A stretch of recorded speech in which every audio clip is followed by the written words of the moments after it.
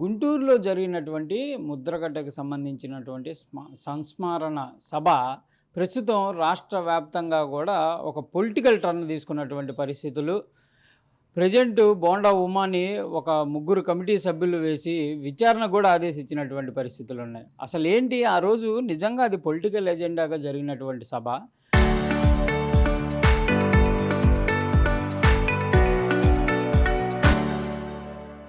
లేకపోతే ఏ విధంగా జరిగింది? ఆ సభని నిర్వహించినటువంటి దాసరాము గారు మనతో ఉన్నారు, మాట్లాడుతూ ఏంటండి అది పొలిటికల్ స్టేజీల పైకి వేరే పార్టీలు వెళ్ళొద్దంటూ చంద్రబాబు ఆ సభను ఉద్దేశి వ్యాఖ్యానించడం ఎట్లా చూడొచ్చు? ఇప్పుడు రాష్ట్ర వ్యాప్తంగా కూడా ముద్రగడ పద్మనాభం గారితో పాటు ఎవరైతే పనిచేశామో గతంలో రిజర్వేషన్ ఉద్యమంలో కలిసి పనిచేశాము. మేమంతా ఒక జేఏసీగా కలిసి పనిచేశాము. ఆ పనిచేసిన వాళ్ళం ఎవరికి వాళ్ళం మా జిల్లాల్లో ఆయనని స్మరించుకుంటూ సంతాప సభలు పెడదామని అనుకున్నాము. గుంటూరు నగరంలో ఉన్న కాపు పెద్దలందరినీ ఇన్వాల్వ్ చేసుకొని ఒక పెద్ద సభ గుంటూరులో ఏర్పాటు చేశాం మన శనివారం రోజున. దీనికి ఉమ్మడి గుంటూరు జిల్లా మాచల్ నుంచి రేపల్లి దాకా బాపట్ల అన్ని ప్రాంతాల నుంచి ఉమ్మడి గుంటూరు జిల్లాలో అన్ని నియోజకవర్గాల్లో ఉన్న కాపు సంఘం పెద్దల్ని పిలిచాము. అన్ని రాజకీయ పార్టీల పెద్దలు పిలిచాము. అన్ని రాజకీయ పార్టీ పెద్దలు అంటే కమ్యూనిస్టు పార్టీలతో సహా ఆ పార్టీల్లో ఉన్న కాపు రాజకీయ నాయకులందరినీ కూడా పిలవడం జరిగింది. అందరూ కూడా వచ్చారు ఈ కార్యక్రమంలో పాల్గొన్నారు. ఆ సందర్భంలోనే బోండా ఉమా గారు కూడా ఈ కార్యక్రమానికి రావడం జరిగింది. వారొకరే కాదు, ఉగ్గరాల సీతారామయ్య గారు, మిగతా వాళ్ళు చాలామంది తెలుగుదేశం పార్టీ పెద్దలు కూడా వేరే వాళ్ళు కూడా ఈ కార్యక్రమానికి వచ్చారు. ఆ కార్యక్రమం వచ్చిన సందర్భంలో ఎక్కడ స్టేజ్ మీద డయార్స్ ఏం లేదు. ఎవరైనా సరే పైకి వెళ్ళి నివాళులు అర్పించి నాలుగు మంచి విషయాలు చెప్పి పద్మనాభం గారి గురించి కిందకు వచ్చి కూర్చోవాల. మరి వీఐపీలు అందరూ ఎక్కడ కూర్చుంటారు? కింద ఆడిటోరియంలో ఫ్రంట్ రోలో కూర్చుంటారు. ఆ ఫ్రంట్ రోలో ఉన్న వీఐపీలు అందరూ అంబటి రాంబాబు గారు కూడా చివరిలో ఎప్పుడో వచ్చారు. ఆయన కార్యక్రమం మొదలై ఎప్పుడో వచ్చారు. ఆయన వచ్చినప్పుడు అక్కడ కూర్చున్న వాళ్ళు లేచి ఆయన సీట్ ఇచ్చారు. ఆయన ఎక్స్ మినిస్టర్ కాబట్టి ఉమా గారి పక్కన ఆయన అనుకోకుండా కూర్చోవడం జరిగింది తప్ప దాంట్లో వేరే ఆలోచన వేరే భావం అయితే మాకెవరికి కనపడలా. ఇది ప్యూర్ కులం పేరుతో జరిగిన కార్యక్రమం. కులం పేరుతో జరిగిన 99% వచ్చిందంతా కాపులు. ఈ కార్యక్రమానికి కులం పేరుతో జరిగిన కార్యక్రమం. పద్మనాభం గారిని ఆయన చేసిన మంచి విషయాల గురించి మాట్లాడుకుని ఆయన స్మరించుకోవడం కోసం ఏర్పాటు చేసిన సభ ఇది. దీంట్లో అనేక రాజకీయ పార్టీలలో అనేక వర్గాలలో గ్రూపులలో వస్తారు. వచ్చినా వాటన్నిటిని మర్చిపోయి అక్కడ ఎదురుగా ఇది కూడా కులం కోసం జరిగే కార్యక్రమం కాబట్టి అవన్నీ మర్చిపోయి ఒకరినొకరు గౌరవంగా మాట్లాడుకోవటం, ఒకరినొకరు పలకరించుకోవటం సహజం. అది అందులో వారిద్దరూ ఒకే చోట కూర్చోవడం యాదృచ్ఛికంగా జరిగింది. కూర్చున్నారు, అది ఏదో 2 నిమిషాలు మాట్లాడుకున్నారు. తర్వాత ఎవరి గ్రూపు వాళ్ళే, ఎవరి వర్గం వాళ్ళే స్టేజ్ మీదకి వెళ్ళారు, నివాళులు అర్పించారు, 4 మంచి విషయాలు చెప్పారు, బయలుదేరి వెళ్ళిపోయారు. బోండా ఉమా గారు మళ్ళీ విజయవాడలో వేరే కార్యక్రమాలు ఉన్నాయి, రాము గారు నేను కొంచెం అర్జెంటుగా వెళ్ళాలని వెళ్ళిపోయారు ఆయన.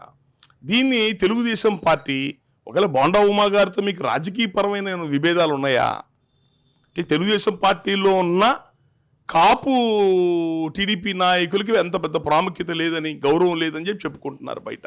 ఏ కారణమో తెలియదు వాళ్ళకి. మీరు వాళ్ళకి ఆయనతో వ్యక్తిగతమైన విభేదాలు ఉన్నాయా? విజయవాడ కేంద్రం రాజకీయాల విభేదాలు ఉన్నాయా? ఎప్పటి నుంచో పాలిట్ బ్యూరోలో పనిచేస్తున్న మనిషిని పక్కన పెట్టారని చెప్పి ఇంకెవరో చెప్పుకుంటున్నారు. అతను గౌరవం తగ్గించారు కావాలని నేను చెప్పనని రకరకాలుగా ఏవో జరుగుతున్నాయని చెప్పుకుంటున్నారు.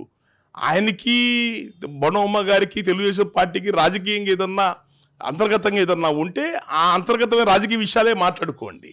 అంతే తప్ప కులపరమైన వేదికలో ఒక కాపు ఉద్యమ నాయకుడు సంబంధించిన సంతాప సభను వాడుకొని మీరు ఈయన వైసీపీ వాళ్ళతో కూర్చున్నాడు కాబట్టి షోకాజ్ నోటీస్ ఇస్తున్నాం, దీనికి సమాధానం చెప్పండి అంటే ముద్రగడ పద్మనాభం గారి సంతాప సభలు చాలా చోట్ల జరిగినాయి. అక్కడ కూడా టీడీపీ పార్టీ నాయకులు వచ్చారు కదా, వాళ్ళందరూ కూడా నోటీసులు ఇస్తారు. ఇదే విధంగా జనసేన పార్టీ వాళ్ళు వచ్చారు చాలా ఊళ్ళల్లో, వేరే చోట్ల జరిగిన సభల్లో కూడా వాళ్ళందరూ కూడా నోటీసులు ఇస్తారా? ఇది ఎక్కడ కొత్త సంస్కృతి, రాజకీయ సంస్కృతి? నాకు అర్థం కావట్లేదు. గతంలో లోకేష్ గారు, బొత్స సత్యనారాయణ గారితో ఎక్కడో కార్యక్రమాల్లో బాగా పెట్టుకుని మాట్లాడుకుంటున్నారే. తారక రత్న గారు ఏదో కార్యక్రమంలో చంద్రబాబు నాయుడు గారును విజయసాయి రెడ్డి గారు ఇద్దరు కలిసి ఒకచోట కూర్చొని మాట్లాడుకుంటున్నారే. అప్పుడు గుర్తుకు రాలేదా మీకు ఈ రూల్స్ అన్నీ కూడా? అంటే ఎట్లా ఉందంటే ఒకటేనండి, ఎవరన్నా కూటమి ప్రభుత్వంలో ఇది తప్పు ఒప్పు అని చెప్పని ఎవరన్నా అడిగితే జనసేన కానీ టీడీపీ కానీ వీళ్ళు వేసే మొదటి ముద్ర ఏంటంటే వీడు వైసీపీ కోవర్టు, వైసీపీకి అమ్ముడు పోయాడు. ఇది వీళ్ళు పెట్టుకున్న విధానం. దాన్నే ఇప్పుడు ఆ అస్త్రాన్నే బోండా ఉమా మీద కూడా వాడుతున్నానని నేను అనుకుంటున్నా. ఎట్లా ఉందంటే ఒక కుక్కని చంపాలంటే ముందు అది పిచ్చిదని ముద్ర వేయాలా, అలా వేసి చంపుతారన్నమాట. అలాంటి ఆ విధంగా రాజకీయాన్ని కూటమి ప్రభుత్వం వైసీపీని అట్లా వాడుకుంటుంది. ప్రభుత్వం మీద ఎవరన్నా గట్టిగా నిలదీస్తే, పార్టీ మీద నిలదీస్తే ఇట్లాంటి మాటలు మాట్లాడుతున్నారు. అందులో భాగంగానే బోండా ఉమా మీద వాళ్ళకి రాజకీయంగా ఉన్న ఏదైనా వేరే వ్యతిరేకతని ఈ రూపంలో వైసీపీ వాళ్ళు వేదిక ఎందుకు పంచుకున్నారని చెప్పి షోకాజ్ నోటీసులు ఇట్లాంటివి ఇచ్చి వాళ్ళ కక్ష తీర్చుకుంటున్నాను నేను అనుకుంటున్నాను. మీరు అన్నట్టు ఒక కులానికి సంబంధించిన దాంట్లో జనసేన పార్టీకి సంబంధించినటువంటి నేతలు కూడా వచ్చారు మీ సభకు కూడా. ఏది కిలార్ రోసే కానీ వాళ్ళెవరూ కూడా జరగనటువంటి ఈ కాంట్రవర్సీ కామెంట్స్ ఆయన కావాలని అదే స్టేజ్ని ఉపయోగించుకొని ముద్రగడ్డ వల్లే 2019 కానీ అప్పుడు టీడీపీ ఓడిపోయింది అనేటటువంటి వ్యాఖ్యలు చేయడం ఎట్లా చూడొచ్చు ఇదంతా కూడా? అక్కడ ఆ వేదిక మీద మాట్లాడిన వాళ్ళందరూ కూడా అవకాశం ఉన్నంత వరకు పద్మనాభం గారు చేసిన మంచి పనులు, రిజర్వేషన్ల కోసం చేసిన పోరాటాల గురించే మాట్లాడారండి. కాకపోతే తెలుగుదేశం పార్టీ ప్రభుత్వాన్ని మీరు గతంలో రిజర్వేషన్ సంబంధించింది అందరూ పొరపాటు పడుతున్నారు. ఈడబ్ల్యూఎస్ కాదు, ఈడబ్ల్యూఎస్ రిజర్వేషన్ అనేది కేంద్ర ప్రభుత్వం ఇచ్చింది. దాని గురించి ఎందుకు మాట్లాడతారా అందరూ? 60 ఏళ్ళ నుంచి పోరాటం చేస్తుంది బీసీ రిజర్వేషన్ల కోసం. అది గతంలో చేసిన పోరాటం వలన చంద్రబాబు నాయుడు గారు 5% రిజర్వేషన్ ఇచ్చి ఎఫ్ కేటగిరీలో పెట్టారు. అలాంటివి ఉంటే అమలు చేయండి. కాపుల సమస్యలు ఉంటే చూడండి. కాపు కార్పొరేషన్ సంవత్సరం 3,000 కోట్లు ఇస్తానన్నారు. ఈ 2 సంవత్సరాల్లో రూపాయి కూడా ఇవ్వలేదు. 6,000 కోట్లు వద్దు, 600 కోట్లన్నా ఇవ్వండి. కాపుల సమస్యలు పట్టించుకోండి. గతంలో ముద్రగడ పద్మనాభం గారు కాపు సమస్యల మీద, రిజర్వేషన్ల మీద లెటర్లు రాస్తే ఆ లెటర్లని ప్రభుత్వం కావాలని చెప్పని వాటిని పరిగణలో తీసుకోకుండా తక్కువ చేసి చూడటం వల్లనే ఆ రోజు అంత పెద్ద ఉద్యమం నడిచి కాపుల్లో టీడీపీ మీద వ్యతిరేకత వచ్చి ఓడిపోయే పరిస్థితి వచ్చింది. మాట్లాడే పదాలు మీకు అర్థమవుతున్నాయా? గతంలో ముద్రగడ పద్మనాభం కూడా మర్యాదపూర్వకంగానే లెటర్లు రాశారు చంద్రబాబు నాయుడు గారికి. ఆ రోజు సీరియస్గా పరిగణలో తీసుకుంటే అంత పెద్ద రిజర్వేషన్ ఉద్యమం వచ్చేది కాదు, కాపుల్లో టీడీపీ మీద వ్యతిరేకత వచ్చేది కాదు, 2019లో ఓడిపోయే వాళ్ళం కాదు. ఇప్పుడు కన్నా కనీసం కాపుల యొక్క సమస్యల్ని, కనీస అవసరాలని నిజాయితీగా పరిగణలో తీసుకోండి, లేదా భవిష్యత్తులో ఇబ్బంది పడతామనే ధోరణిలో మాట్లాడారు. అంతే తప్ప దాన్ని ఎవరు రాజకీయం చేయాలని మాట్లాడాల. ప్రభుత్వానికి చెప్తున్నారు, కంటి ముందు కనపడుతుంది కదా. 2 ఏళ్లలో మీరు నోరుందని వాగ్దానాలు చేస్తారా? 3,000 కోట్లు అని చెప్పని నోరుందని వాగ్దానం చేస్తారా? ఇచ్చారా? 2 సంవత్సరాలు 6,000 కోట్లు రావాలా? 6 కోట్లు ఇచ్చారా? కనీసం 100 రూపాయలు ఇచ్చారా? అంత పిచ్చోళ్ళ కనపడుతున్నారు జనం. దాన్నే ఆ వేదిక మీద ఆయన గురించి చెప్తూ, ఆయనకి నిజమైన నివాళులు ఏంటంటే ఆయన కోరిక ఏదైతే రిజర్వేషన్లు, కాపు కార్పొరేషన్ నిధులు ఉన్నాయో వాటిని మనం ప్రభుత్వంతో మంచి భావంతోనే మాట్లాడి ప్రభుత్వం దగ్గర సాధించుకునే ప్రయత్నం చేద్దామనే మాట్లాడారు తప్ప ఎవరు కూడా దాన్ని రాజకీయ కోణాల్లో చేయాలని మాత్రం మాట్లాడలేదు. మొత్తంగా ఎపిసోడ్ ఈ అంశం చూస్తే సార్, గతంలో కూడా కులాలకు సంబంధించిన మీటింగులు అనేకం జరిగాయి.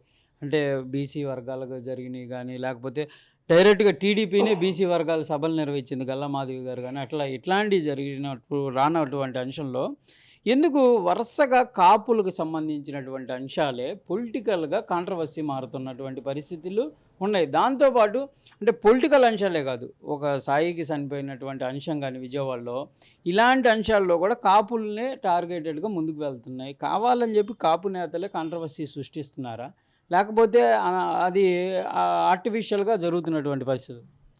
కాపు నేతలు కాంట్రవర్సీ సృష్టించే వాళ్ళమైతే ఈ 2 సంవత్సరాల్లో ఇంతవరకు చంద్రబాబు నాయుడు గారిని కానీ, పవన్ కళ్యాణ్ గారిని కానీ ఎవరన్నా కలిసామండి? మేము కలిసి మా డిమాండ్ గురించి ఏమైనా గొడవ పెట్టుకున్నామా? మాకు ఇస్తానన్న కాపు కార్పొరేషన్ నిధులు ఇవ్వట్లేదు అని ఏమైనా అడిగామా? మేమేమన్నా ఎక్కడైనా ధర్నా చేశామా? రోడ్డుకి ఏమైనా అల్లరి చేశామా? కావాలని మేము అల్లరి చేయటం ఏముందండి? ప్రభుత్వం తనంతట తాను స్పందించి చేస్తాను ఊరుకున్నాం కానీ ఇంతవరకు మేము ఎక్కడ రోడ్డుకి అలా గొడవలు చేయలేదు ఇంతవరకు.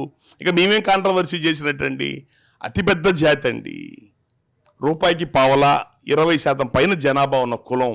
ఏమైందంటే మిగతా కులాలన్నీ కూడా వివిధ పార్టీలతో అడ్జస్ట్ అయిపోయారు. కాపు ఓట్ బ్యాంకే ఏ పార్టీతో కలిసి ఉండట్లా.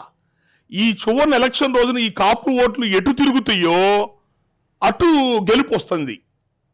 అది ఈ పార్టీలు జీర్ణించుకోలేకపోతున్నాయి. కాబట్టి ఈ కాపుల్ని బలహీనపరచాలా, వీళ్ళు ఎక్కడ కూడా కులపరంగా కానీ ఇతరత్ర కానీ వీళ్ళని బలోపేతం కానివ్వకూడదని చెప్పని ప్రతి విషయాన్ని కూడా నెగిటివ్గా చిత్రీకరించడం, గొడవల రూపంలో చిత్రీకరించడం, కాంట్రవర్సీ చేయటం ఈ రాజకీయ నాయకులకు, రాజకీయ పార్టీలకు అలవాటైపోయింది. మేమైతే ఎక్కడ ఏ విషయాలు కాంట్రవర్సీలు మేము చెయ్యట్లా. మేము మా ధర్మంగా మేము పోయిసారి పవన్ కళ్యాణ్ గారు అడిగారు, అందరు నిలబడి చేసి పెట్టాం. ప్రభుత్వం నుంచి రావాల్సిన నిధులు ఇంతవరకు రోడ్డెక్కి గొడవ చేయలా. వాళ్ళు ప్రభుత్వాలు రాజకీయ పార్టీలే మా కులాన్ని అవసరానికి వాడుకొని మమ్మల్ని కాంట్రవర్సీ చేసి మాలో మా గొడవలు పెట్టి మమ్మల్ని ఇబ్బంది పాలు చేసి మమ్మల్ని బలహీనం చేసి వాళ్ళు పబ్బం గడుపుకునే ప్రయత్నం చేస్తున్నారు. అన్ని రాజకీయ పార్టీలు ఇప్పుడు దాకా మమ్మల్ని అట్లాగే వాడుకున్నారు తప్ప మాకు శాశ్వత మేలు కలిగించేవి ఎవరూ చేయలేదు. అతిపెద్ద జాతి అవ్వటమే మాకు శాపం. రాజకీయంగా నిర్ణయాత్మకమైన శక్తిగా ఉండటమే మా శాపం. ఆ నిర్ణయాత్మక శక్తిగా ముఖ్యమంత్రి కూడా అవ్వాలా, రాజ్యాధికారం సాధించాలా, పేద కులాలను కూడా కలుపుకొని వాళ్ళకు కూడా అధికారం అందేటట్టు చూడాలని చెప్పని మా ప్రయత్నం ఏదైతే ఉందో ఈ 60-70 ఏళ్ళ అధికారం అనుభవిస్తున్న రెడ్డి కమ్మ సామాజిక వర్గాలకు ఇబ్బందిగా ఉంది. అతిపెద్ద జాతిగా మేమే పోరాటం చేస్తున్నాం. పేద కులాలను కలుపుకొని రాజ్యాధికారం అని చెప్పిన ప్రజారాజ్యం పేరుతో జరిగింది, జనసేన పేరుతో జరిగింది. అది ఎప్పుడు సాధిస్తామో తెలియదు కానీ ఆ ప్రయత్నాలు కాపు కులం నుంచే జరుగుతున్నాయి. కాబట్టి ఆ రెండు పార్టీలు అధికారం అనుభవిస్తున్న రెండు పార్టీలు ఇబ్బంది పడుతున్నాయి. కాబట్టి వాళ్ళు ప్రతిదాన్ని కాంట్రవర్సీ చేస్తున్నారు, ప్రతిదాన్ని ఇష్యూ చేస్తున్నారు, మాకు గొడవలు పెంచి మమ్మల్ని బలహీనం చేయాలని ప్రయత్నం చేస్తున్నారు. మొత్తంగా మీరు ఏం చెప్తారు సార్ ఈ ఎపిసోడ్లో బోండా ఉమాని కార్నర్ చేయటం కానీ, అంటే పొమ్మని లేక పొగబెట్టడం అనుకోవచ్చా, లేకపోతే ఏంటి ఒక కాపు జేఏసీగా మీరు ఈ అంశాన్ని ఎట్లా చూస్తున్నారు? ఇప్పుడు మీరు అన్నమాట మీరు అన్నట్టుగానే పొమ్మనగా పొగబెట్టడం లాంటిదండి.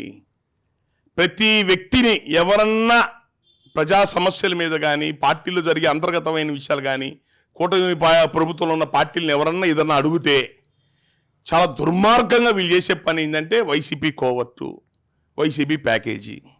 ఒకప్పుడు వైసీపీ పార్టీని విభేదించిన రోజులు ఉన్నాయి. మేము జనసేన పార్టీకి మద్దతుగా జగన్మోహన్ రెడ్డిని వైసీపీని నేను తిట్టిన తిట్లు ఎవరు తిట్టుండ్రో. మరి ఆ రోజు నాకెంత ఎన్ని కోట్ల ప్యాకేజీ ఇచ్చారు జనసేన టీడీపీ పార్టీ? నన్ను కూడా వైసీపీకి అమ్ముడు పోయానని చెప్పని అన్నారు. ఎవరు మాట్లాడినా వాళ్ళు అదే. రాజకీయంగా కాపు సమస్యలు పట్టించుకోవడానికి బోండా ఉమా అంటే బోండా ఉమా కూడా అంతర్గతంగా ఏదో వైసీపీలతో మాట్లాడుకుంటున్నాను అంటున్నారు. ఇది ఒక రాజకీయపరమైన దుర్మార్గమైన రాక్షస క్రీడ. ఆ రాక్షస క్రీడలో కాపుల్ని బలిపశువులు చేద్దాం అనుకున్నారు. జనం పిచ్చోళ్ళు ఏం కాదండి, చూస్తూ ఉంటారు, కామ్గా చూస్తారు, కొట్టాల్సినప్పుడు కొడతారు. రేపు లోకల్ బాడీ ఎలక్షన్స్ వస్తున్నాయి కదా, చూడండి రేపు రిజల్ట్స్ ఎట్లా ఉంటాయి. అధికార పార్టీకి అనుకూలంగా ఉండాలా, కానీ ఎంత తీవ్రమైన ఫైట్ జరుగుతుందో చూడండి రేపొద్దున. ఇది కూటమి ప్రభుత్వంలో ఉన్న పార్టీల ముందు విధానం మార్చుకోండి. మీరు తెలివైన వాళ్ళు అనుకోబాకండి. ప్రతిదాన్ని ఎవరో ఒకరిని తీసుకెళ్ళి వీడు వైసీపీకో ఇంకోటికో కోవట్లు వాడు వీడికి అమ్ముడు పోయాడని చెప్పని మీరు తెలివితేటలు అనుకుంటున్నాను. తర్వాత చావు దెబ్బలు తగులుతాయి. మీకేమన్నా బోండా ఉమాతో రాజకీయ సంబంధించిన విభేదాలు ఉంటే ఆ రాజకీయ విభేదాల వరకే మాట్లాడండి. అవే డైరెక్ట్గా ఓపెన్గా చెప్పండి. రాంబాబుతో కూర్చున్నాడు, వైసీపీతో కూర్చున్నాడు, ఈ మాటలు పనికిరాని మాటలు మాట్లాడబాకండి. డైరెక్ట్గా రాజకీయంగా నీతో వచ్చిన విభేదాలు ఇవయ్యా, నీతో వచ్చిన పొరపాటు ఇవి అని చెప్పి డైరెక్ట్గా మాట్లాడి దానికి సంబంధించి సాల్వ్ చేసుకునే ప్రయత్నం చేయండి తప్ప ఈ రకమైన తప్పుడు మార్గం, దొంగ తిరుగుడు మార్గంలో కులంలో గట్టిగా మాట్లాడి ప్రతి వాడిని కారణాలు చేయాలని చూస్తే కులం ఊరుకోదు. కులం అంత అమాయకులం కాదు, దానికి భారీ మూల్యమే చెల్లించుకోవాల్సి వస్తుంది. సార్ ఈ ఎపిసోడ్ పక్కన పెడితే రానున్న రోజుల్లో కాపులకు సంబంధించి ఎలా ఉండబోతుంది? మీరు అంటున్నట్టు టీడీపీ కూటమి ప్రభుత్వం ఉపయోగించుకొని ప్రజెంటు చేయాల్సినటువంటి అంశాలు చేయట్లేదు అంటున్నారు. గతంలో వైసీపీ పైన కూడా అనేక విమర్శలు ఉన్నాయి. జనసేన పార్టీ కూడా ఒక రకంగా చెప్పాలంటే కాపుల పార్టీ అనేటటువంటి ముద్ర నుంచి పక్కకి వెళ్ళేటటువంటి ప్రయత్నాలు కూడా జరుగుతున్నటువంటి పరిస్థితి ఉందనేది అనేక మంది మాట్లాడుతున్నటువంటి పరిస్థితి. ఇప్పుడు ఎట్లా ఉండబోతుంది కాపుల పరిస్థితి? ఎందుకంటే ముద్రగడ్డ గారు కూడా ఇప్పుడు లేనటువంటి పరిస్థితి. ఎట్లా చూసుకోవచ్చు ఇదంతా? ఒకటి, మా ముందున్న ప్రస్తుతం ఉన్న బాధ్యత ఏంటంటే ఈ కులంలో పేదవాళ్ళు ఎక్కువ ఉన్నారండి. చాలామంది బ్యాంక్ లోన్లు పెట్టుకుంటున్నారు కాపు లోన్ల కింద. అవి ప్రభుత్వం వాళ్ళు బ్యాంక్ లోన్లు ఏమంటున్నారంటే ప్రభుత్వం నుంచి డబ్బు శాంక్షన్ అయితేనే మేము లోన్లు ఇస్తూ ఉన్నానండి. 50,000 సబ్సిడీ ఇస్తారండి. అది కాపు కార్పొరేషన్ నుంచి రావాలా, రూపాయి కూడా ఇవ్వకపోతే వాళ్ళు బ్యాంకులు లోన్లు ఎందుకు ఇస్తారు? ఇట్లాంటివి కాపులో ఉన్న పేదవాళ్ళకు సంబంధించిన చాలా సమస్యలు ఉన్నాయండి. అవి ముందు అందరం కలిసి ప్రభుత్వంతో మాట్లాడి, ఇప్పుడు దాకా చంద్రబాబు నాయుడుతో కానీ పవన్ కళ్యాణ్ గారితో కానీ ఎవరితో కూడా కాపు యొక్క సమస్యలు ఇట్లా ఉన్నాయి ఏంటి అని చెప్పని మేము ఇంతవరకు వాళ్ళు చేస్తారనే ఊరుకున్నాం తప్ప మేము ఎక్కడ కూడా ఇంతవరకు ప్రభుత్వం మీద ఒత్తిడి చేయలా. ఇక ముందు అందరం కూడా మంచి మార్గంలో చంద్రబాబు నాయుడు గారితో వెళ్ళి మాట్లాడి, అయ్యా మీరు ఇస్తానన్న వాటిని ప్రభుత్వం దగ్గర డబ్బులు లేకపోయింది, మీకు 6,000 కోట్లు 3,000 కోట్లు ఇస్తాను, సంవత్సరానికి 3,000 కోట్లు వద్దు, ఏమొద్దు, 300 కోట్లు ఇవ్వు, అది కూడా ఇవ్వలేదు, 200 కోట్లు ఇవ్వు, మాకు కులంలో పేదవాళ్ళు ఉన్నారు వాళ్ళు చేయాల్సింది చేయండి అని ప్రభుత్వం మీద ఒత్తిడి తీసుకొచ్చే ప్రయత్నం చేస్తాము. కాపు రిజర్వేషన్లు ఎప్పటి నుంచో పెండింగ్ ఉన్న ఇవి అగ్రకులాల్లో పేదల రిజర్వేషన్ అమల్లో జరుగుతుంది ప్రజెంట్. దాంట్లో కూడా లోపాలు ఉన్నాయి. ఆ లోపాల గురించి మాట్లాడతాం. ఎంత ఆస్తి ఉన్నా సరే అగ్రకులాల పేదల్లో ఎంత ఆస్తి ఉన్నా సర్టిఫికేట్ ఇవ్వమని చెప్పని, రిజర్వేషన్ ఇవ్వమని చెప్పని రాష్ట్ర ప్రభుత్వం పెట్టింది జగన్మోహన్ రెడ్డి గవర్నమెంట్లో. తప్పు కదా. ఇట్లాంటి విషయాలు అడుగుతాం. చంద్రబాబు నాయుడు టైంలో ఇచ్చిన బీసీ రిజర్వేషన్ ఫైల్ గురించి గట్టిగా ప్రయత్నం చేస్తాము. ముందు కాపుల్లో ఉన్న పేదవాళ్ళ కోసం అవసరాలు ఉన్నాయి, అవే ముఖ్యంగా చూస్తాం. ఆ తర్వాతే రాజ్యాధికారం. ఎందుకంటే మన రాజ్యాధికారం పేరుతోనే పోరాటం చేసాం అందరం కలిసి. అది ఏమవుద్ది, అది ఏం రిజల్ట్స్ వస్తాయో చూస్తాం. చూసి ఆ రిజల్ట్స్ సానుకూలంగా వచ్చి కాపులతో పాటు పేద కుల పదవులు కాదండి, పదవులు పేరుకే మంత్రులు ఉంటారు, పేరుకి ఎంపీలు ఉంటారు, ఎమ్మెల్యేలు ఉంటారు. వాళ్ళకి ఏ నిర్ణయాత్మకమైన శక్తి ఉండదు. రాష్ట్ర ప్రభుత్వం అప్పులు తెచ్చే దాంట్లో ఉండదు, ఖర్చు పెట్టే దాంట్లో ఉండదు, పథకాలు ఇచ్చే దాంట్లో ఉండదు, రాష్ట్ర అభివృద్ధిలో వాళ్ళకేం ఉండదు. పదవులే పేరుకి చెప్పుకోవడం పదవులు అవి కాదండి. నిజమైన రాజ్యాధికారం కావాలా, బీసీ ఎస్సీలు కాపులకి నిజమైన రాజ్యాధికారం కావాలా. దానికోసం మొన్నటిదా పోరాటం చేశాము. ఖచ్చితంగా ఆ రాజ్యాధికారం పేద కులాల్ని అవసరమైతే మా భుజాన్ని ఎక్కించుకొని ఆ రాజ్యాధికారం వైపు 70-80 ఏళ్ళ నుంచి ఉన్న ఈ రెడ్డి కమ్మ కుంభ స్థలాన్ని బద్దలు కొట్టి పేద కులాల రాజ్యాధికారం వైపు ఖచ్చితంగా అడుగులేస్తాము. ముందు ప్రస్తుతం మాత్రం కాపులు పేదవాళ్ళు చాలా ఇబ్బందులు పడుతున్నారు. ప్రభుత్వం దాని నుంచి రావాల్సిన నిధుల వరకు ముందు అందరం కలిసి ఒక బలమైన ప్రయత్నం చంద్రబాబు నాయుడు గారితో మాట్లాడి చేస్తాం. ప్రధానంగా కూడా ఈ సంస్మరణ సభ అనేది ఒక రాజకీయ వేదిక కాదు, ఇది కులానికి సంబంధించినటువంటి అంశంలో జరిగినటువంటి దాన్ని కావాలని చెప్పి కొంతమంది రాజకీయ ప్రయోజనాలకు వాడుకోవటం అనేది అందరినీ బాధాకరంగా చేస్తుందనే విధంగా కూడా దాసరాము చెప్తున్నటువంటి పరిస్థితి ఉంది. దాంతోపాటు ఏదైనా టీడీపీలో అంతర్గత విభేదాలు ఉంటే డైరెక్ట్గా అది వాళ్ళతో చెప్పుకోండి, ఇలాంటి అంశాలని వేదికగా చేసుకొని దీనిని కాంట్రవర్సీ చేసేటటువంటి ప్రయత్నం చేయొద్దనే విధంగా కోరుతున్నారు. దాంతోపాటు రానున్న రోజుల్లో కాపులకు సంబంధించి రాజ్యాధికారం కోసం కంపల్సరిగా ఒక ప్రణాళికతో ముందుకు వెళ్తామనే విధంగా కూడా దాసరాము చెప్తున్నటువంటి పరిస్థితి. కెమెరామెన్ మనోజ్తో సాయి శంకర్, గుంటూరు నుంచి.